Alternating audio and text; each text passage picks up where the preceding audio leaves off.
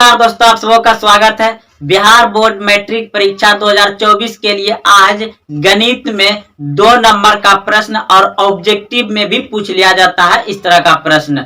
तो आज सिर्फ हम शंकु के जितने भी प्रश्न बिहार बोर्ड मैट्रिक परीक्षा गणित में पूछे गए हैं वह सभी बताने जा रहे हैं। तो आइए दोस्तों, आप इस वीडियो को पूरा देखिएगा और आपका शंकु पर आधारित जितने प्रश्न बिहार बोर्ड मैट्रिक परीक्षा में पूछे जाते हैं एक भी नहीं छूटेगा, सभी को बना करके आइएगा, चाहे ऑब्जेक्टिव रहे या सब्जेक्टिव।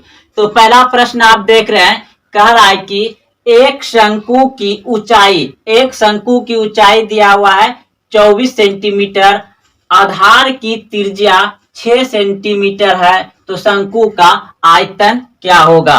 तो दोस्तों आप सभी जानते हैं कि शंकु किस तरह से बनता है। तो शंकु इस तरह से बना हुआ रहता है शंकु, और ये आपका यहाँ पर इस तरह से जो है कि ऊंचाई रहता है, और इसे तिर्यक ऊंचाई कहते हैं, ऐसे ऊंचाई कहते हैं, और ये जो होता है त्रिज्या होता है आर का। तो दोस्तों आपको इसमें यह जो नीचे जो देख रहे हैं यह क्या है, एक वृत्त है। तो इस तरह का देखिए दोस्तों, आपको इमेज बनाना नहीं है, आपको सिर्फ सवाल बनाना है। इमेज बनाने वाला प्रश्न आता है।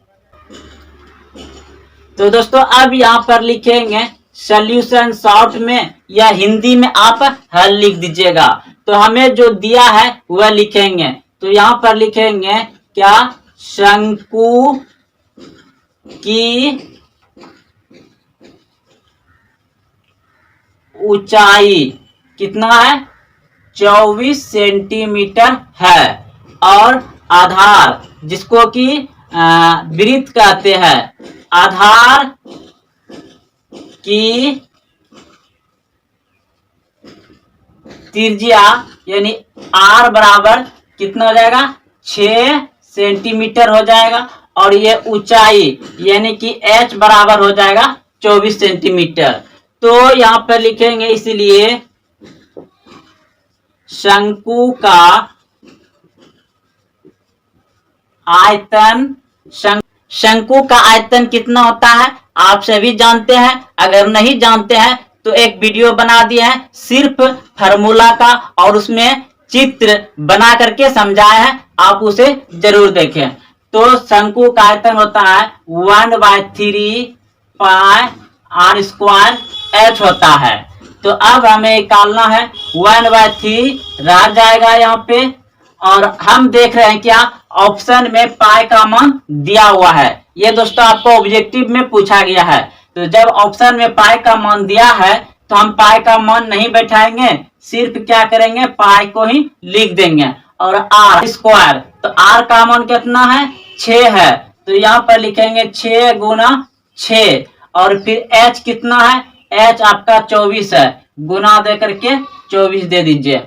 अब कटने वाला है तो कटा दीजिए। तो यहाँ से 3 दूना 6 कट जाएगा। अब इसको गुना कर दीजिए, यानी कि कितना हो जाएगा, इधर हो जाएगा आपका 6 दूना 12, यानी कि पाई गुना 12 गुना 24। अब इसको गुना करिएगा टोटल, तो कितना हो जाएगा आपका टोटल, इसको गुना 24 गुना 12 करिएगा तो 288 पाई सेंटीमीटर। ये आपका आंसर आ गया। ये दोस्तों आपका आंसर देखिए ऑप्शन नंबर ए में है। तो ये ऑब्जेक्टिव में पूछा जाएगा और सब्जेक्टिव में भी पूछा जाएगा 2 नंबर में। तो चलते हैं अब अगले प्रश्न की ओर।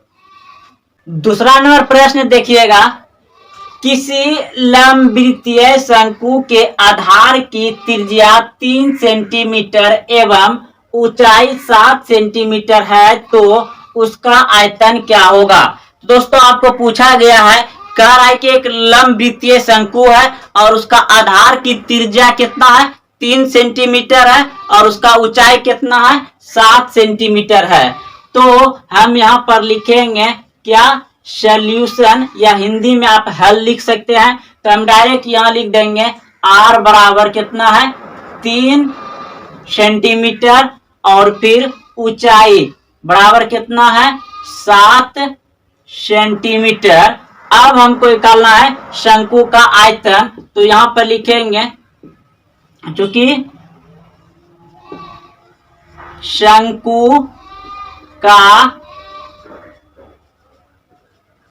आयतन बराबर कितना होता है 1/3 पाई आर स्क्वायर एच, ये होता है। अब हमको यहाँ बैठाना है इसका मान। तो 1/3 पाई का मान दोस्तों हमको बैठाना पड़ेगा। तो यहाँ पर हो जाएगा कितना आपका गुना देकर के लिखिए 22/7 होता है पाई का मान। और उसके बाद आर कितना आपका 3, यानी कि यहाँ पे कितना हो जाएगा तब 3 गुना देकर के 3 गुना 3, क्योंकि स्क्वायर था 2 गो आर है तो 2 गो यहाँ पे बैठ गया। उसके बाद फिर गुना और एच का मान कितना है 7, एच का मान 7 यहाँ पे बैठा देंगे। अब देखिए तो ये 3 और ये 3 कट गया, ये 7 कट गया, तो कितना आ गया आपका इधर से 3 दूना 6, फिर 3 दूना 6, यानी कि 66 सेंटीमीटर। तो आपका 66 सेंटीमीटर ऑप्शन नंबर सी सही है। तो दोस्तों आप ये प्रश्न अच्छे से समझ गए होंगे। आप चलते हैं अगले प्रश्न की ओर। 3 नंबर प्रश्न देखेंगे, शंकु के संपूर्ण पृष्ठ का क्षेत्रफल क्या है यदि त्रिज्या 5 सेंटीमीटर और तिर्यक ऊंचाई 13 सेंटीमीटर है। तो दोस्तों पूछा गया है एक शंकु का संपूर्ण यानी कि पूरा क्षेत्रफल क्या होगा जिसका कि त्रिज्या 5 सेंटीमीटर है और तिर्यक ऊंचाई 13 सेंटीमीटर है। तो यहाँ पर लिखेंगे सबसे पहले सॉल्यूशन या हिंदी में हल लिखेंगे। तो त्रिज्या यानी कि आर बराबर हो जाएगा 5 सेंटीमीटर, ठीक, और ऊंचाई यानी कि एच बराबर हो जाएगा आपका 13 सेंटीमीटर। अब हमको पूछा है क्या शंकु के संपूर्ण पृष्ठ का क्षेत्रफल। तो यहां पर लिखेंगे शंकु संपूर्ण पृष्ठ का क्षेत्र pi R L plus pi R square होता है। तो अब यहाँ पे हम देख रहे हैं क्या ये कॉमन आ रहा है, क्या कॉमन आ रहा है पाई और आर कॉमन आ गया, और यहाँ क्या रह गया एल प्लस ये पाई आर इधर चला गया, तो यहाँ पे एक आर बच गया। तो ये मेरा सूत्र हो गया। अब इसका मान बैठा दीजिए। तो यहाँ पे 22/7 हो जाएगा। आर का मान कितना है 5, तो गुना 5, और फिर इधर एल कितना है 13, तो 13 हो जाएगा, प्लस आर कितना है 5, तो ये हो गया। अब देखिए ये कटेगा नहीं, कटेगा तो इसको गुना कर दीजिए 110/7 गुना इधर 13 5 18 इससे गुना हो जाएगा। अब इसको गुना करिएगा तो 1980/7 हो गया, 1980/7 हो गया। अब इसको कटा दीजिए तो 7 दूना 14, यानी कि 7 दूना 14, 19 में 14 घट गया तो कितना बच गया 5, यानी कि 5 और 8 58 हो गया। अब इससे बात आती है खिला दीजिए 8 सती 56, तो 8 सती 56 बच गया 2, 8 सती 56 तो बच गया 2। अब फिर अब इसमें 2 सट जाएगा तो कितना हो जाएगा 20, तो 20 में 7 दूनी 14, 7 दूनी 14 कर गया। देखिए 20 में 14 चला है कितना हो गया 6, तो आपका आ जाएगा आंसर, यानी कि 282। 6 में तो 7 से भाग नहीं लगेगा, इसलिए इस तरह से इसे लिख दीजिए सेंटीमीटर स्क्वायर। ये आपका आंसर आ गया। आप यदि किसी शंकु के वक्र पृष्ठ का क्षेत्रफल 880 सेंटीमीटर है और त्रिज्या 14 सेंटीमीटर है तो इसकी तिर्यक ऊंचाई क्या होगी। तो दोस्तों आप लोग सवाल को समझ गए होंगे। एक शंकु है और उसका दिया गया है वक्र पृष्ठ क्षेत्रफल, संपूर्ण नहीं वक्र पृष्ठ क्षेत्रफल दिया गया है 880 सेंटीमीटर स्क्वायर, और उसका त्रिज्या जो है दिया गया है आपका 14 सेंटीमीटर। तो दोस्तों आप लोग यहाँ पर इंग्लिश में सॉल्यूशन लिखिए या हिंदी में हल लिख लीजिए। तो लिखने के बाद अब लिखिए शंकु की त्रिज्या यानी R बराबर 14 सेंटीमीटर। फिर लिखिए शंकु का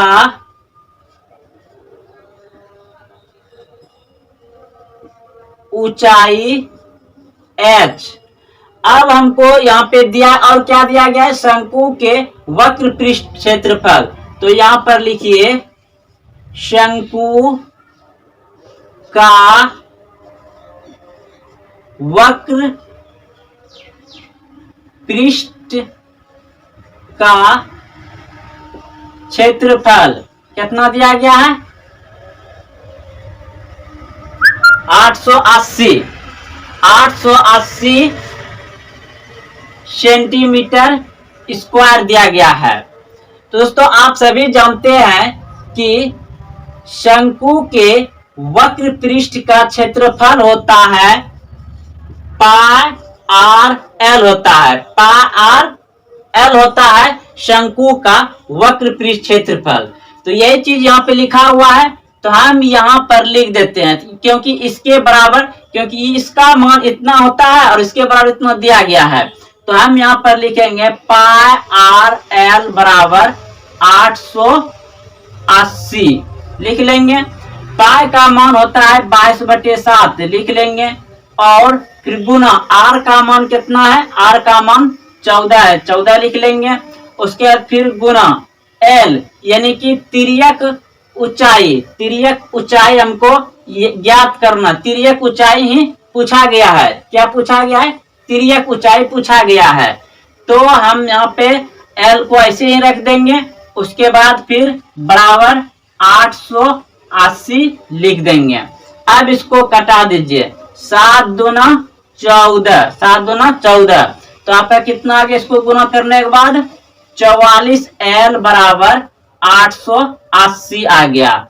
अब ये 44 से 2 बार में कट जाएगा और ये 0 उतर जाएगा, यानी कि एल बराबर आपका आ गया 20 सेंटीमीटर। एल बराबर कितना आ गया, तिर्यक ऊंचाई आपका निकल गया 20 सेंटीमीटर। ऑप्शन नंबर बी सही है, ऑप्शन नंबर बी सही है। तो चलिए दोस्तों आप लोग अच्छे से समझ गए होंगे।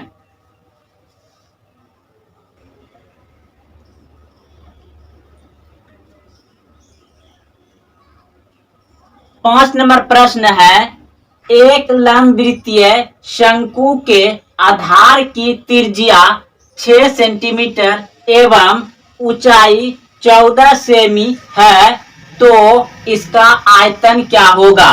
तो दोस्तों आपके सामने ऑप्शन दिया गया है। यह सभी प्रश्न जो है कि आपको ऑब्जेक्टिव में और 2 नंबर में भी पूछ सकता है। तो आप सभी पहले यहाँ पर लिखिए सॉल्यूशन या हिंदी में हल लिखिए। अगर आपको ये ऑब्जेक्टिव में पूछा जाए तो आपको अलग तरीका से बनाना है डायरेक्ट, और अगर आपको ये सब्जेक्टिव यानी 2 नंबर में पूछा जाएगा तो बनाना है इस तरह से। तो अब यहाँ लिखने के बाद हम लिख सकते हैं डायरेक्ट, यानी कि R बराबर क्या हो जाएगा 6 सेंटीमीटर और H बराबर कितना हो जाएगा 14 सेंटीमीटर। यह तो आप लिखिए यहाँ पर शंकु के आधार, फिर लिखिएगा यहाँ शंकु की ऊंचाई। तो दोस्तों आप आधार मतलब त्रिज्या, शंकु का त्रिज्या जो लिखिएगा यही हो जाएगा और शंकु की ऊंचाई यही हो जाएगा। तो आप डायरेक्ट लिखिए अब यहाँ पे शंकु का आयतन बराबर 1/3 पाई आर स्क्वायर एच होता है। अब यहाँ पर डायरेक्ट लिखिए 1/3 पाई का मान कितना होता है 22/7, 22/7 गुना आर का मान कितना है 6, यानी कि 2 स्क्वायर है तो यहाँ पे 36 लिख सकते हैं डायरेक्ट, या आप 6 गुना 6 लिख सकते हैं। फिर गुना एच का मान कितना दिया गया है 14, यहाँ पे लिखिए। अब देखिए ये कट जाएगा आपका 3 दूना 6 कट जाएगा, फिर 7 दूनी 14 कट जाएगा। अब इसको गुना करिए, कितना आ जाएगा, ये आ जाएगा आपका 22 दूना 44, 22 दूना 44 और 6 दूना 12। तो इसको टोटल गुना करिएगा तो आपका आ जाएगा 528 सेंटीमीटर क्यूब, 528 सेंटीमीटर क्यूब आयतन आ जाएगा। तो चलिए दोस्तों, आप लोग अच्छे से समझ गए होंगे। अगले प्रश्न की ओर अब 6 नंबर प्रश्न देखेंगे। यदि एक शंकु की त्रिज्या 14 सेंटीमीटर और इसकी तिर्यक ऊंचाई 15 सेंटीमीटर हो तो शंकु का संपूर्ण पृष्ठ का क्षेत्रफल क्या होगा। तो दोस्तों, आप लोग समझ गए होंगे। कह रहा है प्रश्न की एक शंकु है और उसका त्रिज्या जो है कि 14 सेंटीमीटर है और उसका तिर्यक ऊंचाई कितना दिया गया है, 15 सेंटीमीटर। तो संपूर्ण पृष्ठ का क्षेत्रफल पूछा गया है। तो यहाँ पर लिखेंगे सॉल्यूशन। आप हिंदी में हल लिख सकते हैं। तो जो दिया है वह यहाँ पे लिख लेते हैं। शंकु की त्रिज्या यानी r बराबर कितना हो जाएगा, 14 सेंटीमीटर। उसके बाद फिर शंकु की तिर्यक ऊंचाई,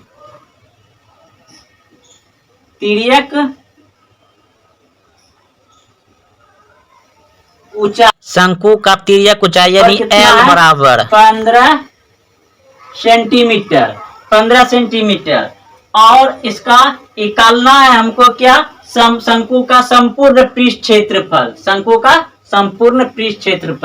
तो अब यहाँ पे लिखेंगे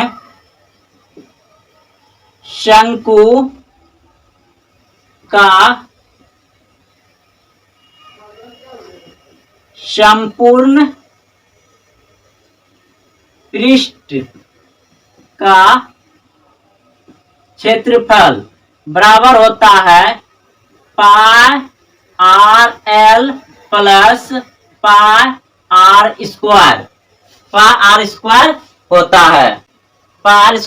होता है। तो अब यहाँ पर क्या करेंगे, कॉमन ले लेंगे। तो यहाँ देख रहे हैं पाई R और पाई R मिल रहा है।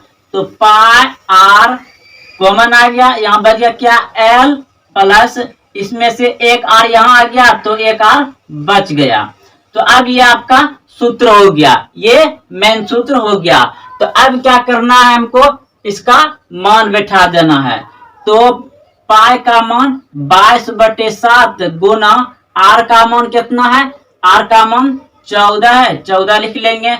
उसके ब्रैकेट L का मान 15 है, 15 लिख लेंगे, प्लस R का मान 14 है तो 14 लिख लेंगे। अब क्या करिए, ये कटेगा, कटा दीजिए, 7 दूना 14। तो इसको गुना भी कर दीजिए, 44। अब इधर फिर गुना होगा, इन दोनों को जोड़ दीजिए। तो 5 4 9 और फिर 1 1 2 यानी कि ये हो गया 29। तो 29 गुना 44 करिएगा तो हो जाएगा आपका 1276 सेंटीमीटर। ये आपका आंसर आ जाएगा। ऑप्शन नंबर ए सही है। ये सही प्रश्न आपको ऑब्जेक्टिव में पूछा गया है। अगर आपको 2 नंबर से पूछा जाएगा तो इसी तरह से बनाइएगा, और अगर आपको ऑब्जेक्टिव पूछेगा तो इतना लिखना जरूरी नहीं है। आप सिर्फ फार्मूला लिखिएगा और डायरेक्ट मान बैठा करके कटा छटा करके आंसर निकाल लीजिएगा। तो चलते हैं अब अगले प्रश्न की ओर। तो अब प्रश्न नंबर 2 देखेंगे। यहाँ पर लिखेंगे, पहले क्या लिखेंगे, हिंदी में हल या इंग्लिश में सॉल्यूशन शॉर्ट में लिख देंगे। और नंबर फिर कितना है, 2 नंबर दे देंगे। फिर दिया है, क्या दिया गया है, 2x स्क्वायर प्लस 7x और प्लस 3। तो दोस्तों यह प्रश्न आपका 9th क्लास का है। अगर यदि इसको 10वां क्लास का बनाना है तो बराबर देकर 0 दे देंगे, तब ये द्विघात समीकरण हो जाएगा। जब ये द्विघात समीकरण हो जाएगा तो उसमें 2 मूल्य ज्ञात करने के लिए कहा जाता है। तो दोस्तों अभी तुरंत सीखे, इसमें लास्ट में बताएंगे कि 10वीं क्लास में इसको कैसा पूछा जाता है, किस तरह से पूछा जाता है। जैसे कि ये बताएं उसी तरह से इसे भी बनाएंगे। तो सबसे पहले 9th क्लास के लिए जो है इसको बनाना है। इसमें कहा है कि गुणनखंड सिर्फ ज्ञात कीजिए, उसको आगे बढ़ने के बाद 10th क्लास हो जाता है। तो अब यहाँ पर क्या करेंगे, जैसे कि बताए थे कि इसको और इसको क्या करेंगे, गुणा करेंगे, यानी कि शुरू वाला और अंत वाले को गुणा करेंगे तो कितना हो जाएगा, 6 हो जाएगा, 6 हो जाएगा। अब ऐसा कौन सा संख्या लेंगे जो कि गुणा करने पर 6 आना चाहिए, गुणा करने पर 6 आना चाहिए और जोड़ने या घटाने पर 7 आना चाहिए, जोड़ने और घटाने पर 7 आना चाहिए। दोस्तों इसका सबसे आसान बात है कि 1 और 6 ले लेते हैं। जब इन दोनों को गुणा करेंगे तो 6 पूर जाएगा और जब इन दोनों को आपस में जोड़ेंगे तो कितना हो जाएगा, 7 हो जाएगा। तो आसान है। तो आइए इसको अब बनाते हैं।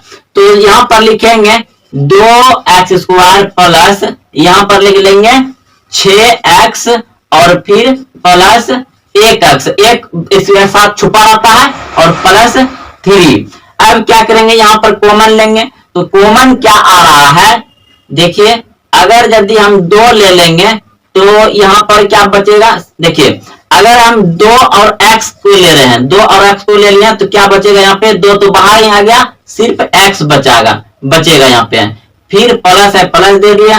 अब यहाँ पर 3 और x तो बाहर हो गया, तो इस तरह से बच जाएगा। अब देखिए गुणा करके बाद चेक कर लीजिए, यहाँ पे 2 1 2 और x गुना x स्क्वायर हो गया, फिर प्लस है, प्लस दे दिया, फिर 3 दूना 6 और x इसके साथ गुना हो जाएगा, ठीक है। उसके बाद अब इन दोनों में से क्या लेंगे, तो प्लस 1 ले लेते हैं कॉमन। अब यहाँ पे क्या होगा, तब x प्लस 3, तो ये दोनों मिल गया। पहले इन दोनों को उतार लेते हैं, 2x प्लस 1 और फिर इन दोनों में से एक तो किसी को उतार लेंगे क्योंकि दोनों एक जैसा है और एक जैसा ही आता है हमेशा, तो x प्लस 3। तो दोस्तों ये आपका 9th क्लास का जो है कि आंसर आ गया, गुणनखंड आ गया 9th क्लास का। अब 10th क्लास में इसको कैसे पूछा जाता है, तो वहां आपको इसके बराबर जो है कि 0 लगा रहता है। जब 0 इसके साथ लगता है तो क्या हो जाता है, द्विघात समीकरण हो जाता है। और द्विघात समीकरण में मूल्य ज्ञात करने के लिए कहता है। मूल्य दोस्तों 3-4 तरह से ज्ञात किया जाता है, जिसमें से कि आपको मतलब ये गुणनखंड विधि के द्वारा हम लोग निकालना है, यानी कि गुणनखंड विधि से मूल्य ज्ञात कर रहे हैं, वहां निकालने का अलग अलग तरीका बताए गए हैं। तो दोस्तों जब आगे जाइएगा तब वहां पे समझ में तो जब आगे की क्लास यानी क्लास 10th में आप लोग आइएगा तब वहां पर अच्छे से सीखिएगा। लेकिन अभी ये बता दिए ताकि, क्योंकि इस तरह का क्लास 10th में भी गुणनखंड पूछा जाता है। तो अब देखिए क्या करेंगे यहाँ पर, तो क्लास 10th के लिए बना रहे हैं तो दोनों को बराबर है, तो हम लिखेंगे यहाँ पे 2x प्लस 1 बराबर 0, इसको अलग कर देंगे और इसको x प्लस 3 बराबर 0। तो ये हो जाएगा 2x प्लस नहीं देंगे, बराबर दे देते हैं, बराबर देके 0, इसको उधर करेंगे तो -1 हो जाएगा। और उसके बाद फिर 2x बराबर -1 और फिर x बराबर -1/2 हो जाएगा। और इसका फिर हो जाएगा x बराबर 0 और -3, तो x बराबर हो जाएगा सिर्फ -3। तो ये 10वां क्लास का, तो इसमें क्या आ जाएगा, एक मूल्य आ जाएगा और कोमा -3 आ जाएगा। ये आपका 10वां क्लास का है और 9th क्लास में आपका आंसर यहीं पर हो जाता है। कहां पर होता है, यहीं पर आंसर हो जाएगा आपका। 2 गुणनखंड निकल गए और 10th क्लास के लिए यहां तक आएगा।